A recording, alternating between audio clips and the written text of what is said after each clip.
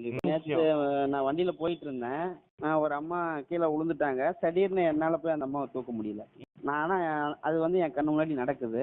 ஒரு பொம்மை மாதிரி ஆயிட்டேன். இல்லைங்கண்ணா, நான் ஃபஸ்ட்டு வந்து கடன் பிரச்சனைன்னு சொல்லிட்டு பற்ற பாய்க்கில் இருந்ததுங்கண்ணா. வெளியில் கொஞ்சம் எல்லாம் பள்ளிக்கூடத்தில் ஃபுல்லாக எல்லாம் ஃபைனான்ஸ் எல்லாம் வாங்கி வச்சிருந்தேன்னு சொல்லிட்டு அவங்க பிரச்சனை தாங்க முடியல.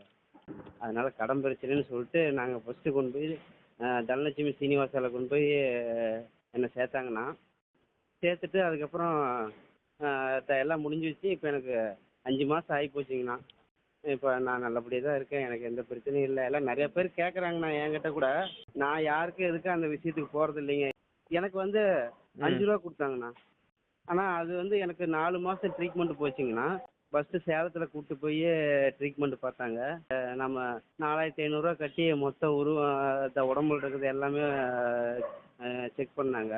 எல்லாமே அவங்க செலவு தாங்கண்ணா. இது எல்லாமே அவங்களுக்கு தான். எல்லாமே அவங்க தான் பார்த்துக்கிட்டாங்க. அப்புறம் ஒரு 3, 4 மாதம் ட்ரீட்மெண்ட் போச்சுங்கண்ணா. அப்புறம் போயிட்டு அப்புறம் கடைசியாக மதுரை கூட்டிகிட்டு போய் அப்புறம் அதுதான் கடைசி டெஸ்ட்டுங்கண்ணா. அப்புறம் டிஎஸ்பிலாம் பார்த்தோம் அங்கே போய். அங்கே சார் வந்து கேட்டாப்புல, அங்கே இருக்கிறவங்கள எல்லாத்தையும் கேட்டார். காசுக்கோசரம் கொடுக்குறீங்களாப்பா, இல்லை காசுக்கோசரம் கொடுக்குற மாதிரி இருந்தால் சொல்லுங்கள், கேஸ் போட்டு எல்லாத்தையும் உள்ளே வச்சுருவேன். நீங்கள் காசுக்கோசரம்லாம் விற்கக்கூடாதுப்பா. ம். ஏதாவது வந்து உங்களுக்கு ஏதாவது பிரச்சனைனா சொல்லுங்கள், நாங்கள் வந்து நாங்கள் அதை கூட சால்வ் பண்ணுறோம். நாங்கள் இல்லைங்க சார், அவங்க எங்கள் சொந்தக்காரங்க தான் சொல்லிட்டு